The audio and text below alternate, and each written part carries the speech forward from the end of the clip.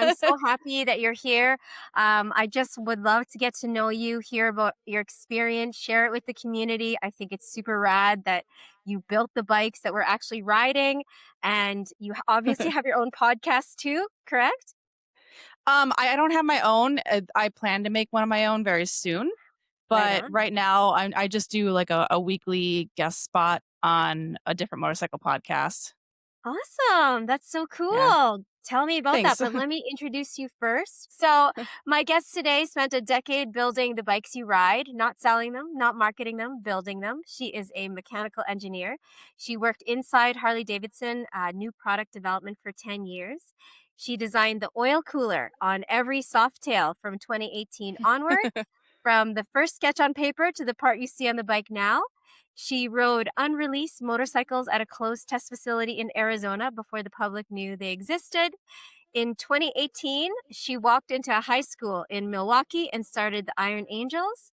And this was the only all girls team in the Build Moto program, where she gave teenage girls a street bike and 6 months to turn it into a flat track race bike.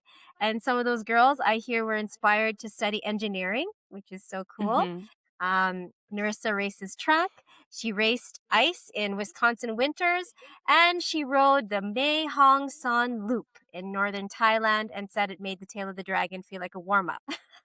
Not only that, she shoots photography, she owns a couple of bikes, and she's the founder of SheKnowsMoto. Because 15 years of knowing exactly how this industry works convinced her that knowledge should be shared. So I'm so glad you're here, Nerissa. Welcome. Thank you so much for having me. That was an amazing introduction. Thank you. Right on. So that was all true? Yeah, that was all spot. I mean, that really hit the highlights of it. Yeah. Like you mentioned, I worked as an engineer in new product development at Harley Davidson for 10 years. I did design engineering, like you mentioned, the oil cooler was a big part of that. I was part of the team that helped deliver the Milwaukee 8 engine. But I also spent about 8 years there doing engine calibration and emissions work. So that was kind of like a bigger chunk of my time there. And before I left, I was the lead for the Softail platform. So yeah, it's kinda cool to say that, if somebody's riding a Softail 2018 or newer, there's a piece of me on that bike some way, shape, or form. So it's definitely like a proud feeling. 100%. That is so cool. I just got chills because all my girlfriends ride Softails and they love them. Awesome. Good to hear. So, yeah, that's so cool. So, take me to the beginning. How did you get into this? How did you get into mechanical engineering, first of all? You said you didn't like math, I hear. I don't like math either. What's going on? How did that all start? Did you ride? Who got you into motorcycles? When I was really young, my dad had a motorcycle, and it was a 1970s custom chop frame. It was a Honda CB750 and a chop frame, and he always plopped me on the back of that bike and we'd cruise around town. So that was kind of my first introduction to motorcycles. I didn't actually get my license until after I graduated with my mechanical engineering degree, and that was 2012, 2013 timeframe. Basically, I just graduated from college. My now husband, but boyfriend at the time, we decided that we needed a new hobby because we didn't have lab reports and homework and all this stuff to do anymore. So we took the class together, and the rest is kind of history. But that was before I got my job at Harley. So I did start riding before then. My first bike was a 2001 Ninja 500, the sport Ooh, bike. I loved it because it was purple. It's my favorite color. And at the time, I didn't know much else beyond that. But it was a fun bike. It was not in good shape. So it actually taught me a lot about general motorcycle maintenance and mechanics and all that kind of stuff, which I'm very grateful for.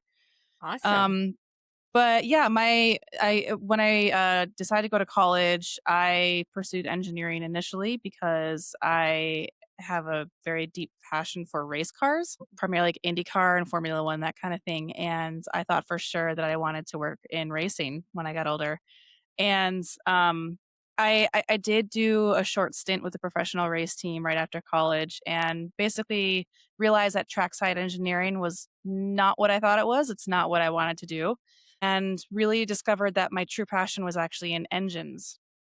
So I really started like catering my career towards engine development, and my first couple jobs were exactly focused on that, and that's what I spent 10 years at Harley doing, something with the engines in some way, shape, or form. Okay. Um, so yeah, just kind of everything escalated from there, I guess, and now here I am. That's pretty cool, honestly, because it's one thing to ride a motorcycle, it's another thing to know how the thing works. And most of the people that I know and me going into motorcycles, I know nothing about how it works. I know how to ride it, but like you ask me about engines and parts and stuff. That's why I was so happy to find you on Instagram, She Knows Moto, because you teach that stuff, right? Thanks. Yeah. Learning how to ride is step one, and that's perfect. And some people stay there forever, and that's totally okay. But I've always been of the opinion that knowledge is power, and I find it, especially with women in the motorcycle industry or in the motorcycle culture. Sometimes we can be a little intimidated if we don't Mhm. fully understand what's happening with the machine underneath us and we need to ask for help or. So, yeah, I have all this great knowledge of working in the industry for so long as a profession, but then also as a passion. I have a lot of knowledge of motorcycles. And like you mentioned, I started the only all girls team in the Build Moto program back when I was in Milwaukee. I'm in Phoenix now. And through that program, I realized just how hungry people were for this knowledge. I had a lot of people reaching out saying, "Oh, could you teach me those things?" And I said, "No, sorry, I can't because I'm busy with the high schoolers." It was like a volunteer based program, and we are just focused on the kids basically, and it was awesome. But yeah, it made me realize that a lot of people want to learn and maybe just don't have the resources or they don't feel confident asking certain people.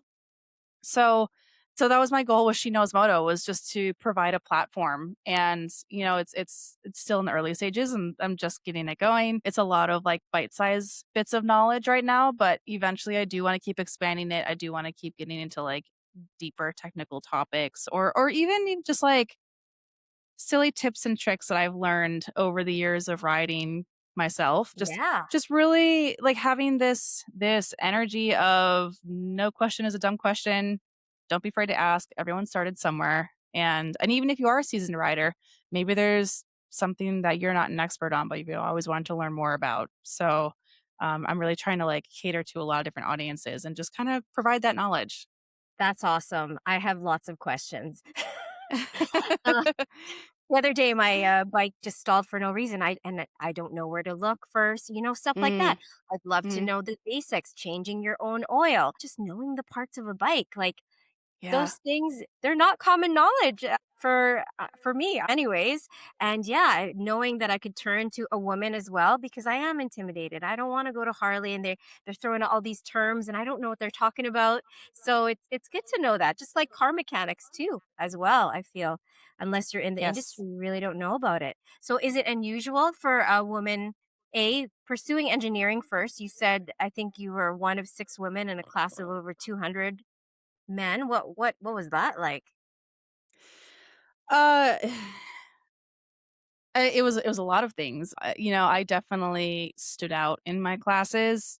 Sometimes it gave me a little bit more attention from the professors, which maybe was beneficial for me because I asked a lot of questions, but it also meant that I was a target in some people's eyes. And, maybe it meant that I did have some extra discrimination against me. And yeah, I've encountered a lot of bias over the years, both in school and throughout my professional career. And it's become one of my favorite things to, let people make their assumptions and then prove them wrong.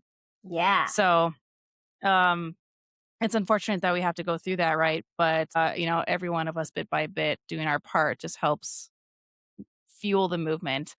Yes. So, yeah, I was one of 6 when I graduated with my engineering degree, a class about 200. And my very first job out of college, I was the first woman to ever work in the lab with the mechanics. I was primarily a test engineer. And my other jobs beyond that, I was one of few basically. There were very many instances where I was the only. And it can be intimidating, it can be frustrating. There have been many really awesome opportunities that I've had because I was the only, but there have also been very many instances where I was shoved to the back and forgotten about because I was the only, right? So, I Interesting. don't know. You think it's getting better now?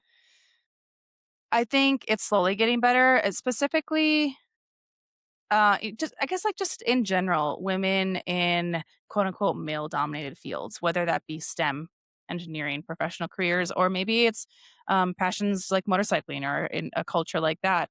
I think more and more women are jumping into these fields and proving that we can do it just as good or as good as, better than the boys, whatever.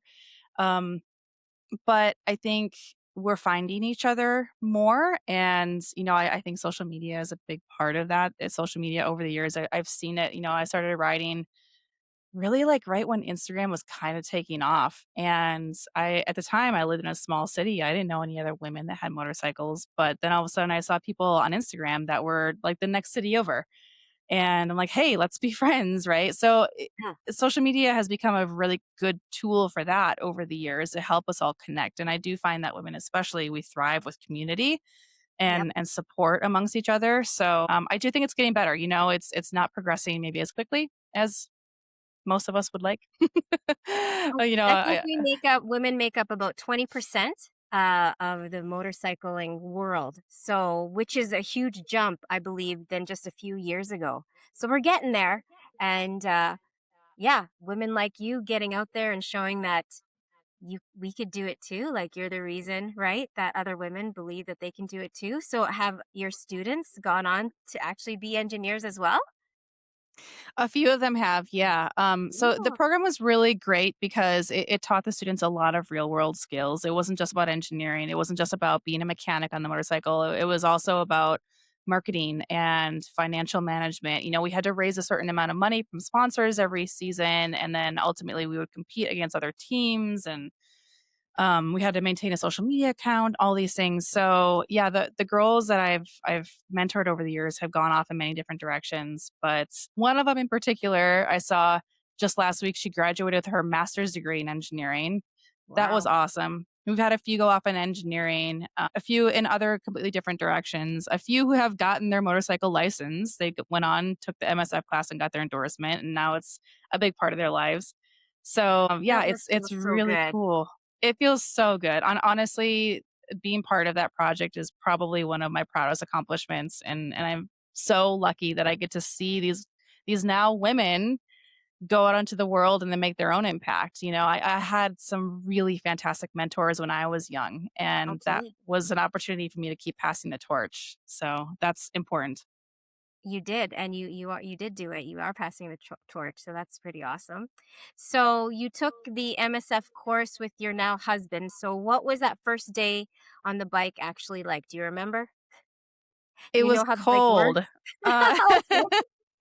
yeah, so, like I mentioned, I grew up from Wisconsin, and I lived there for most of my life before coming to Phoenix, and we took it in spring, and anybody who's familiar with the Midwest knows that spring is not the kindest part of the year in Wisconsin, I remember it was cold, it was raining, I was the only woman in the class, Hmm, and, but, at that point, I was kind of used to it, right? I had just graduated college, and I was usually the only woman in class or the projects I worked on, so I think at that point, it didn't phase me as much. It was just like, "Oh, here we are again," you know?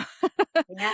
Um, I yeah, I think it went well. I remember the last day when the instructor went one by one and told us whether or not we passed. He called me up and he made this like whole big scene of it. He called me up separate. He's like, "Hey, I gotta talk to you on the side over here." And in my mind, I'm like, "Oh no, what?" And he goes, "You did it, you passed." And I was like, Yay! "Ah," like he was Thanks. totally just trying to pull my chain, but Yeah. yeah, it was good. It was fun. So most people think of engineering and riding as like separate worlds. For you, they're always like the same thing. When did that click for you, or has it always been the same thing for you? Uh, I mean, it really started clicking once I got hired into Harley. Like I said, I did have my license and I rode before that, but once I got hired into Harley, it's like everybody around me was obsessed with motorcycles just as much, if not more, than I was, and the riding culture was just surrounding me constantly.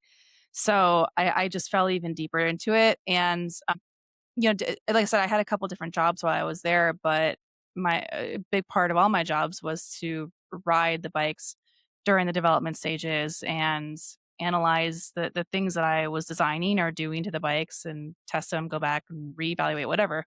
So, there are very specific skill sets required for that, very specific riding styles. I was very fortunate that I got to take a lot of advanced technique riding classes to make sure that I was always Awesome. safe on the bike and I was, Yeah.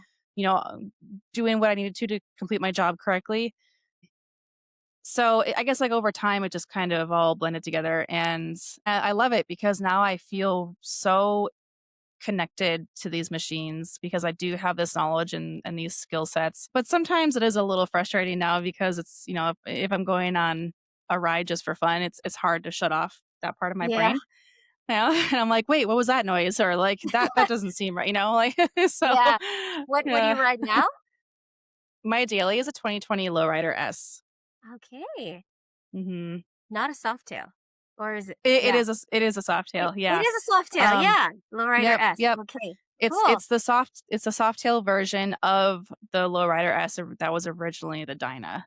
Okay. Awesome. I Mhm. have a 2012 Dyna Lowrider. Ah, beautiful, okay.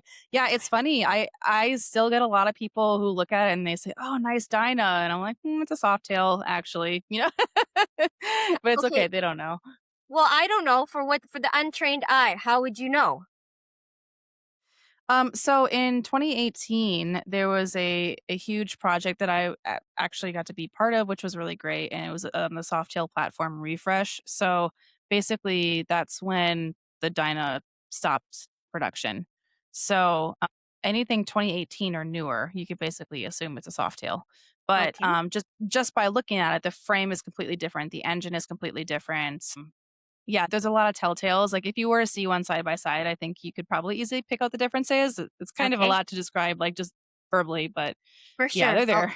I'll put a poster up so then I know. Sure, yeah. But yeah, like I said, I really don't. I'm one of those people who doesn't know very much of the differences. I know the brand, but the differences in the styles of the bikes, I'd like to learn more. I guess if you work for Harley, you definitely learn all of them. So walk me through what new product development means then from the inside. What do your days look like when you're doing that? Just trying something out, testing it, putting it back together? I mean, it's so many different things. Engineering in general, your day is never the same. Some days it's computer work, some days it's actually being hands-on with the product that you're working with and working in the test labs to test maybe just a component of it. Maybe you're testing the whole system. Maybe you're actually on the bike or the vehicle or whatever it is that you're doing. There's various stages like that. You can think of engineering. New product development is exactly what it sounds like. It's a very new product, so you have to start from the very beginning of like they call it like a napkin sketch. What are the ideas, and you have your set of boundaries that you have to meet. How are you going to design something that meets all these requirements? And then you make a prototype and then you test it and then go back and make design changes and then you see how it works with everybody else's designs in a big assembly and right, like that's just kind of like general engineering new product development. So it's just kind of like this. I guess it's kind of like a linear process, but there's many pieces to it. So no days ever the same, so it's not a boring job at all. Usually not. Okay, that's cool. What's your favorite part in the day then? Like, what is your favorite Well, accomplishment during your day? You're like, yes, I did that. um, yeah. Well, I did leave the company a year ago, so I'm not there Oh, okay. anymore. Okay. Um, but I uh, I mean, it's hard to pick one favorite accomplishment. I mean, I think anytime that something is successful, it's always a good day, right? I mean, I shouldn't say that because even sometimes failures are good because you learn something from it and you can make it better. But True. I think my favorite days, I got to go on I got to do a lot of traveling while I was in those positions to actually test the products, and I always enjoyed doing that. I love traveling in general, so any job where I get to travel for the job, it's just like an extra perk. So tell me about Thailand. Was that through work? That was fun.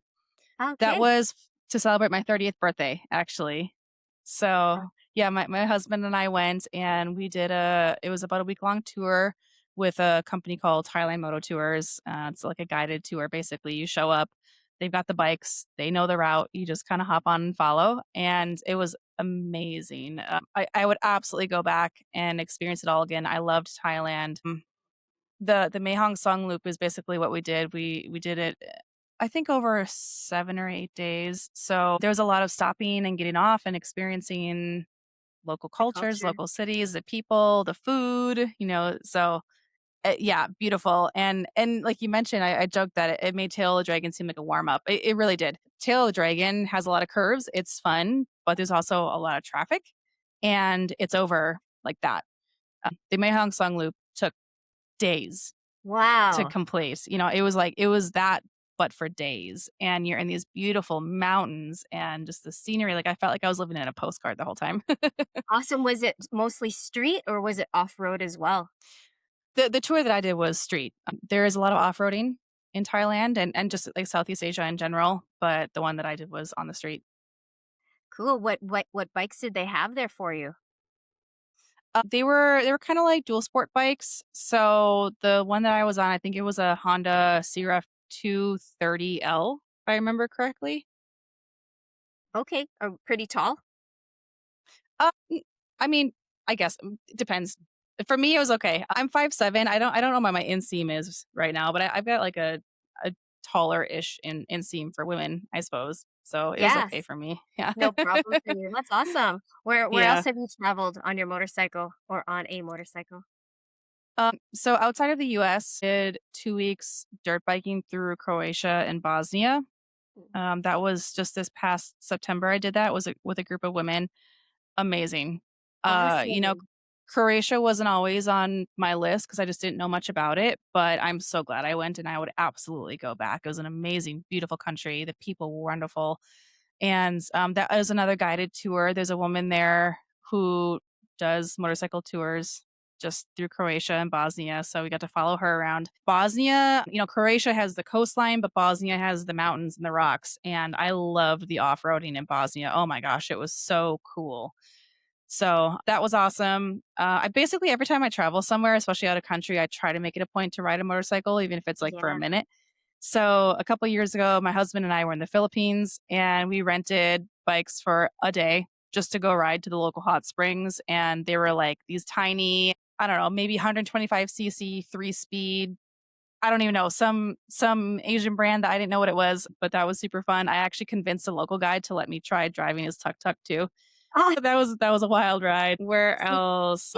or off road if you had to pick Both. one. Both. I think oh, it's tough.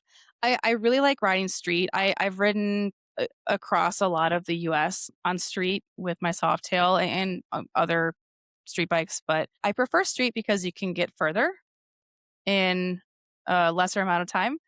But I love dirt because it allows you to get to some really remote places that you wouldn't Yeah. have the opportunity to otherwise. But dirt Right. can be more tiring and more technical. So it's really a trade-off. I don't know. Totally. Yeah. Both different ways to ride, 100%. But Mhm. yeah, I love both too. I love both too. What did a decade inside Harley's new product development teach you that you couldn't have learned anywhere else? Um, I think it really taught me a lot of the nuances of the motorcycle culture. People all over the world know that brand, and it's cool knowing that I could travel anywhere and know that, like, it's not just about that brand, but motorcycles in general. Like I said, once I started working there, I just became fully immersed in motorcycles, and I feel like that passion has carried with me. And knowing that that's a language that connects people all over the world, and that's a catalyst to friendships and connections, and right. I think that was a really big takeaway for me, is just like how unique and how supportive and strong the motorcycle culture is. For sure. Especially the women's community side is growing. And I love it. I love meeting women like you from all around the world, and it's motorcycles that bring us together. It's a whole Right. community that I would have never met unless I rode motorcycles. What's the biggest misconception most riders have about how their engine actually works? Oh, goodness. That's a good question. I think a lot of people who don't really understand how their engines work, Me. when something makes a funny noise or maybe they feel something, their first thought is, "It's gonna blow up." Yeah. What do I do? I you're right. I can understand maybe some of the anxiety, why you may, like, jump to that crazy conclusion, but most times it's not gonna blow up. You know, Okay, it's that's good to maybe know. I mean, maybe there's something wrong and you really should get it fixed or looked at immediately, but it's not like the thing's gonna explode underneath you, right? So, Okay. Yeah, good, good. I don't know, I feel like it's a funny, like, jump to a major conclusion, but, deep breaths, just take a second, recenter yourself, get back on the bike if you can, or, that's where when people are on a ride and something happens, or like I said, they hear a noise or they feel something different, having some of these basic skills that I I want to start teaching and start talking about more and more, she knows moto. It gives people some troubleshooting skills. Like having the Yes, ability to troubleshoot is so valuable if you do yes. any kind of road trip on motorcycles. So like maybe you don't know exactly how to fix the problem, but you can have a better understanding of what the problem might be so that you can speak to the mechanic more confidently, or you can Better. describe, or yeah, or maybe you can try and fix it yourself, but you at least know like what part of the bike you should be looking at first. 100%. So, I don't know if you could do this, but what would you say we should look at before we ride our bike every single time? The tires? I don't know. Yeah, so I think a lot of people are probably familiar with T clocks. I don't know if you've Yeah. heard that abbreviation. Yeah, so T clocks is actually developed by MSF, and I think that's really just the standard. I mean, you can't beat it. So T clocks stands for tires, chassis, lights and electrical. Oil and other fluids. The other C is center stand or kickstand. And like really you go each if you were just Google T clocks, you will find the Okay. MSF checklist. Actually, Yep. that's a really good piece of advice I think everyone should maybe just like have saved, or even just like print it off and hang it in your garage or put it in your saddlebag. Even if you don't do it before every single ride, you mean just like once a month, maybe every 1,000 miles, go Okay. through that checklist, because under each of those items, they have like an exact description of what you should be checking. Are there Awesome. cracks in the rubber of your tires? Are there loose connections in your electrical system? Whatever. Check all of your lights. Make sure your blinkers aren't burnt out. So, Yeah. yeah, like I said, that's kind of the standard. You can't beat it. So just, yeah, everyone should go Google T clocks. Okay, that's I will. I will make sure because in here in Winnipeg we do a safety services course, and I don't remember them teaching us that. So I think they should Mm. add it in. Honestly, they should. You've built real things on real bikes, and then 2018 you talked about the school in Milwaukee. How did you get into that? How did you get into that into teaching? Yeah, so Build Moto is a nonprofit organization based in Milwaukee, and they pair up adult mentors in the community with high school students. There's a few different high schools that are part of it. Usually it's maybe like a tech ed teacher at the high school finds a program and signs up their school or something like that. But I was friends with one of the board members, and they actually had the idea. They said, "Hey, we'd love to have an all girls team, but we need to find some women to head it up. Would you be interested?" Of course, I said yes. I was friends with a few other female engineers around Harley. I asked them to come on board. They agreed. And then we found some women in the community, riders who were into more of like the business side of things, marketing, project management, that type of stuff, photography. So we brought them on board as mentors as well. And then I was friends with a science teacher at a local private all girls school. So I made a little PowerPoint. We went to the school and talked to a bunch of the girls. A few of them signed up, and then they started telling their friends about it. And it was just, I don't know, it took off from there. It was so awesome. The girls that we got on the first couple years of our team, because every year was a new bike and a new team. And thankfully, they were just so enthusiastic, and then, like I said, their friends saw it, and then they wanted to join, and, yeah, we usually had about 10 girls every year, and, everyone got to do like a different piece of the bike, and we tried to give them a lot of power. Like we as mentors, we were just here to guide them, to teach them how to do the things and how to think, how to make the decisions. But when it came to actually wrenching on the bike or painting it or whatever, like it was them, right? Like we were just Awesome. guiding the process. So yeah, so like I said, I left Milwaukee, so I'm not part of it anymore. But the team is still going on. It has different mentors, and even that's been cool to see other people step up into leadership positions for the girls. So yeah, it's an awesome program. That's great. That's great that you had a big part of founding that one as well. So you race track? Occasionally, You do? Okay. I haven't in a while. So I'm not gonna sit here and pretend that I'm super competitive and very talented at it by any means, but it's something that's fun, and the same thing with like finding empowerment and education about how a motorcycle works. I kind of think the same when it comes to actually riding a motorcycle. So I'm a huge advocate for taking advanced level riding classes. And even if it's something where initially it seems like it's not relevant to the type of riding that you do, there's always a lesson to be learned. So, I started learning on the street and I primarily rode street, but in Milwaukee in particular, flat track is very popular. And you start hanging around people enough, and sooner or later, they're going to convince you to get on the track and try it yourself, peer pressure. So that's kind of what happened to me. And I loved it. So yeah, I did a couple local dirt races every year. There's an indoor flat track race called Flat Out Friday. I did that for a few years. And like you mentioned, in the wintertime, we did ice racing.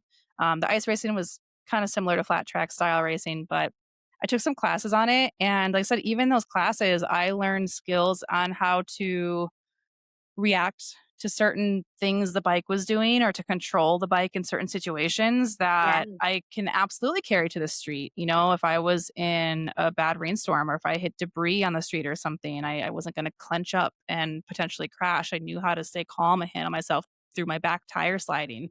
Awesome. So, Good skills. yeah. So what is it like ice racing? What do you Oh, it's do? Where do you so go? much fun. How? Tell me about that.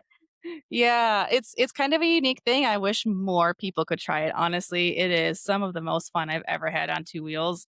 So around Wisconsin, there are a lot of lakes, internal small lakes in the state, and at some point they freeze over. And like ice fishing is a pretty popular sport, right? Yeah. So people will like drill down into the ice and check the depth and the thickness of the ice. We do the same thing.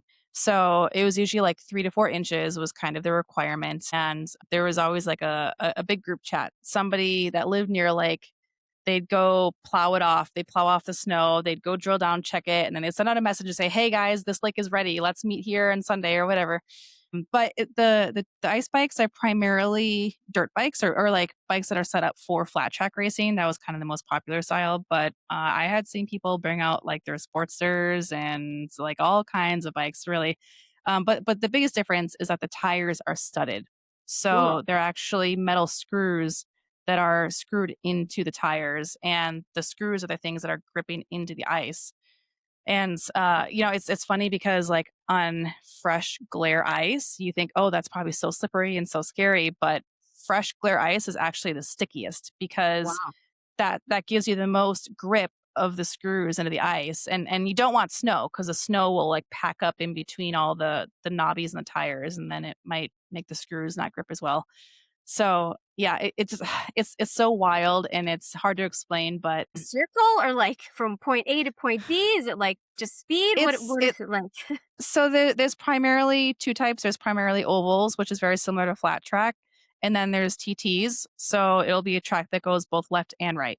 Yeah, both styles, but it's a lot of sliding the back tire around the corners. It's a lot of like pushing the bike down underneath you and very close quarter racing. There's a lot of safeties that go to it too. Like I said, these tires are studded. So ice bikes will often have two sets of fenders. They have the normal fenders, but then we also have to install another set that sits like just an inch or so right over that tire, over the screws. Because if you get in an accident, it's like a saw, it's a very Yeah. spinning, fast spinning object with metal. You don't want someone's arm to like get caught in that tire. So there's a lot of like safeties that go into it as well.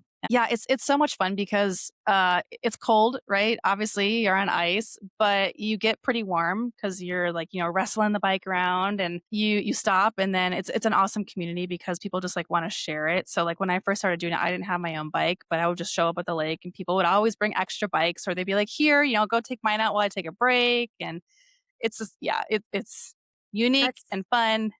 And if you ever have an opportunity to do it, I definitely recommend trying well, I'll definitely come and watch. it.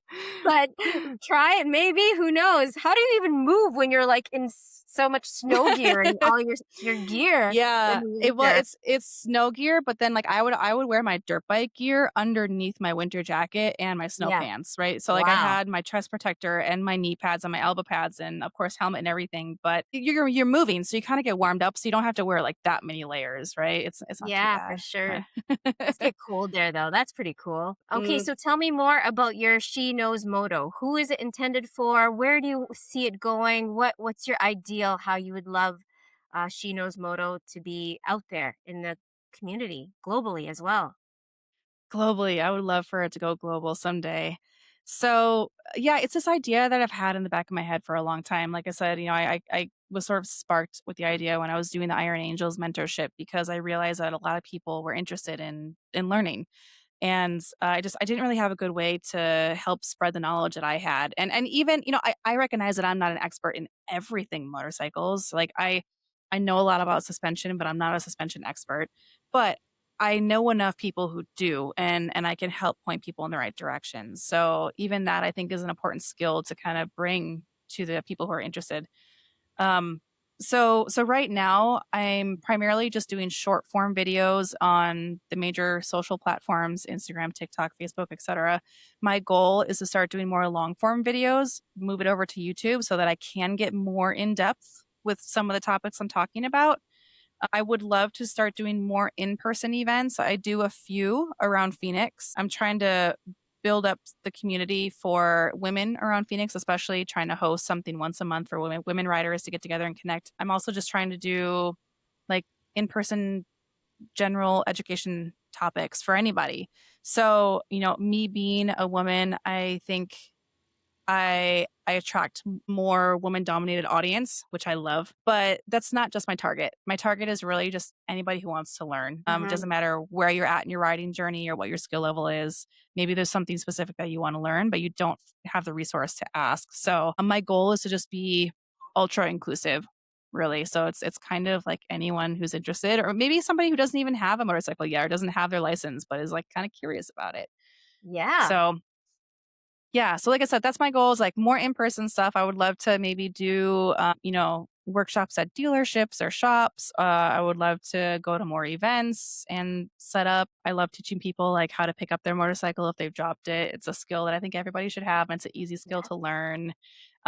Yeah, it's so many ideas. I would love to have a blog and a podcast on my own someday, but I'm just one person, and I'm getting through it all. I'm chugging along. So I hear you. Awesome. Take just one thing at a time, one day at a time.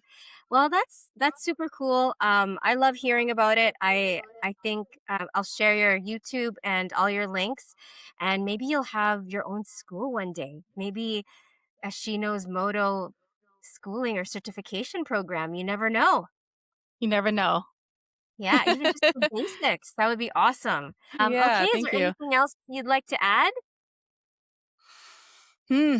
Just keep going. Anyone who's listening to this, if you ever have a moment of doubt or frustration, just keep going. I promise it's worth it. That's awesome. Like, what is one thing you wish every woman rider would know about her own bike? That's a tough question. That is a tough question. I think from a technical perspective, one thing that I think more people knew was just like in general how all the pieces kind of work together. Maybe you don't fully understand what's happening inside the engine, but you kind of understand the basic parts and what they're doing. And you understand like what the clutch is and how the clutch works with the engine and then how it works with your rear tire. Just like a really high level understanding of just like how all these things are kind of functioning together. Because I like I would said, love that. that yeah, that helps you be more efficient at this troubleshooting. Like I said, if something happens, you can at least think, okay, well, I felt it in this part of the bike and I think it's this. Therefore, I'm going to look at the front. I'm not going to look at the back, right? That type Yeah. of stuff. So Yep. just even the basics. 100%. I'm in. I'll sign up. Awesome. Okay, so for what's your message then for any woman or young girl looking to go into engineering or wanting to ride a motorcycle? What would you say to them to encourage them to go for it? I would say that it's not easy. So don't expect a cakewalk. Understand that you are going to have to work for it. There are going to be hard days, but that's why not everybody does it.